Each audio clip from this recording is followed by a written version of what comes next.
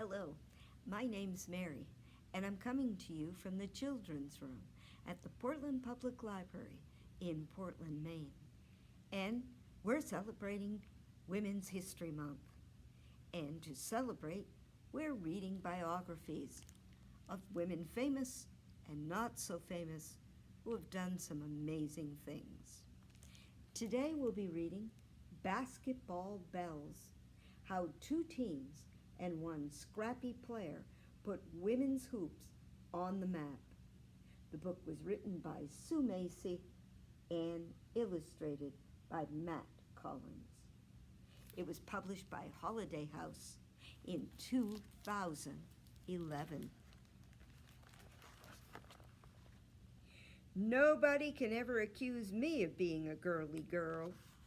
Sure, I can sashay around in a ruffled skirt, carrying a parasol if I have to, but I'm a lot more comfortable in breeches and spurs. My name is Agnes Morley. I grew up working on my family's ranch in New Mexico. Getting dirty came with the territory.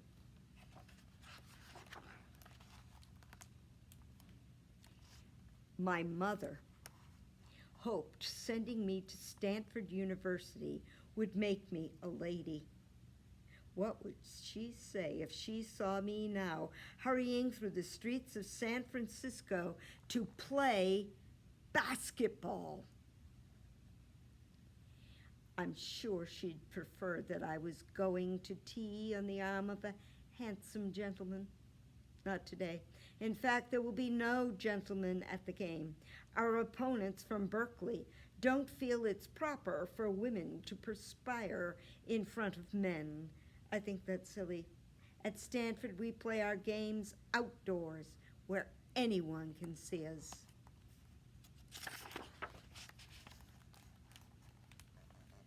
Some people feel women shouldn't play basketball at all. The game, of course, was designed for men. Then, Senda Berenson, a teacher at Smith College in Massachusetts, adapted the rules to make it less rough for women. One thing she did was draw lines that divide the court into 3 sections.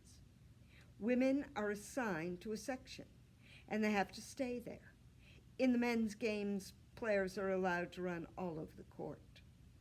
I don't think anyone knows what to expect today. After all, this will be the first basketball game ever played between 2 women's college teams.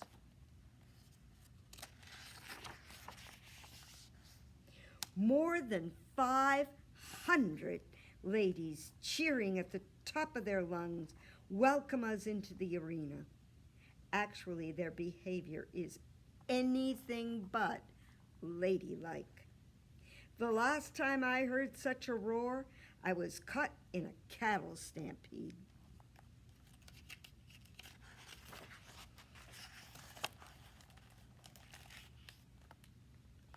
As we take our positions, I block out the noise and study our opponents. It worries me that the Berkeley players are taller and heavier than we are. Out on the range, I've held my own against antelope, coyotes, and even grizzly bears. But as a guard on our team, I'll have to stand up to 3 sturdy forwards charging their basket. Can I do it? It's time to find out. A hush falls over the crowd as the referee tosses the big stuffed leather ball in the air to start the game. I stand alert, ready anytime the sphere comes toward me.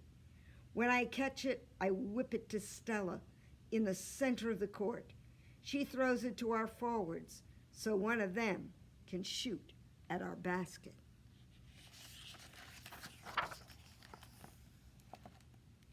Sometimes, though, my opponents are too quick. Over and over, I find myself pushed onto the hard floor in a scramble for the ball. My opponents and teammates dive on top of me, and I'm crushed under their weight. If women's basketball is a tamer version of the men's game, I'd hate to see how men play. Most of the action in the first half is across the court, near our team's basket. Midway through the half, Stella throws the ball to Maddie, one of our forwards. She takes a long shot.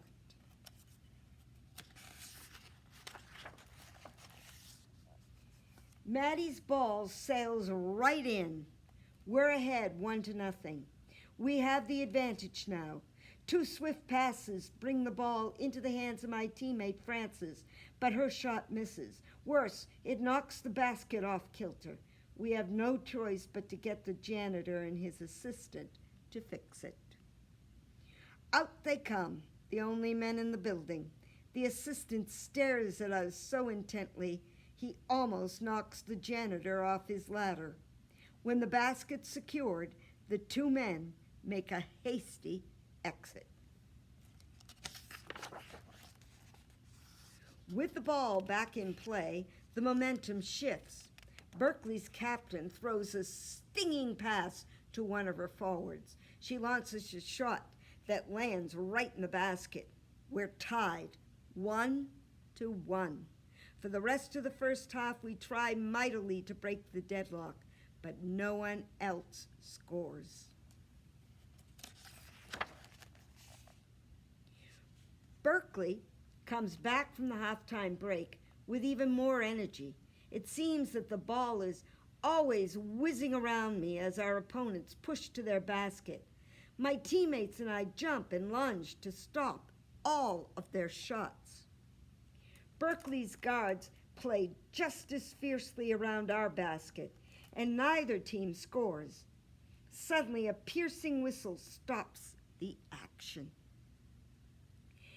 In our frenzied activity, both teams have committed fouls. Now one player from each team gets to take a foul shot. One of Berkeley's forwards steps up to shoot. I watch helplessly. The rules forbid us from blocking foul shots. "Go, Edith!" someone yells from the stands. She closes her eyes for just a second, as if to see the shot in her mind. Then she heaves the ball. It sails through the air and misses. Frances steps up for our team. The arena is so quiet I can hear the wind rustling the American flag outside. Frances turns the ball around in her hands before launching it with terrific force. It flies toward the basket and drops right in. We are ahead 2-1. Our fans cheer wildly. The Berkeley faithful shout for their team to pull even. We struggle to keep them off balance, determined that Stanford will win the battle this day. Finally, time runs out. Victory is ours.